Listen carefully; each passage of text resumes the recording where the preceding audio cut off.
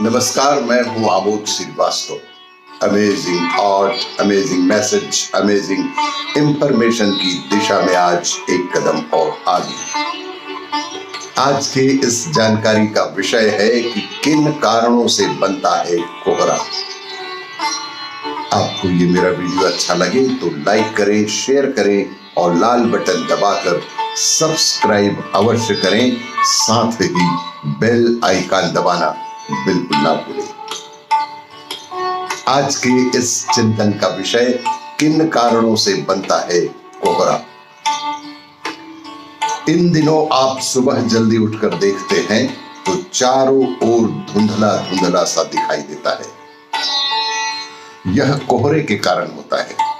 Fog विशेषकर सर्दी के दिनों में ही क्यों बनता है, आइए जानते हैं कि ये कोहरा बनने के क्या कारण है। वातावरण में सापेक्षिक आर्द्रता 100% होने पर हवा में जल वाष्प की मात्रा स्थिर हो जाती है।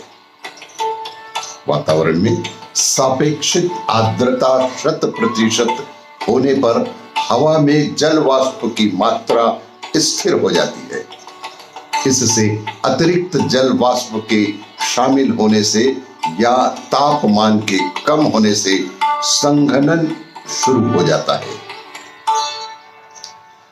जल वाष्प से संगठित छोटी पानी की बूंदें वायुमंडल में कोहरे के रूप में फैल जाती हैं। केवल आर्द्रता, ताप और दाब ही कोहरे के निर्माण के लिए काफी नहीं होते हैं। जैसा कि हम जानते हैं कि गैस से द्रव्य में बदलने के लिए पानी को गैस रहित सतह की जरूरत होती है और वह सतह इनको मिलाती है।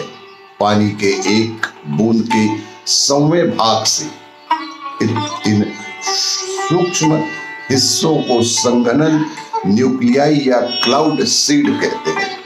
इन्हें न्यूक्लियाई या फिर क्लाउड सीड कहते हैं। धूल, मिट्टी, एरोसॉल और तमाम प्रदूषक तत्व मिलकर संघनन न्यूक्लियाई या क्लाउड सीड का निर्माण करते हैं। यदि वायुमंडल में ये सूक्ष्म कण बड़ी संख्या में मौजूद होते हैं तो सापेक्षिक आर्द्रता 100% से कम होने के बावजूद जल वाष्प का संघनन होना शुरू हो जाता है। इसके अलावा कोहरा कई अन्य कारणों से भी बनता है, लेकिन अधिकांशतः कोहरा 2 श्रेणियों एडवेक्शन फॉग और रेडिएशन फॉग में बदल जाते हैं। प्रथम है एडवेक्शन फॉग और द्वितीय है रेडिएशन फॉग। दोनों ही प्रकार में कोहरा आम हवा से अधिक ठंडा महसूस होता है। ऐसा उसमें भरी हुई नमी के कणों के कारण होता है। एडवेक्शन फॉग तब बनता है जब गर्म हवा का एक विशेष हिस्सा किसी नम प्रदेश के ऊपर पहुंचता है। कई बार कोहरा काफी घना भी होता है।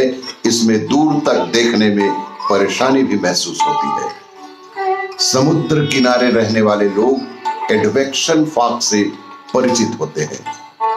रेडिएशन फॉग तब बनता है जब धरती की ऊपरी परत ठंडी होती है।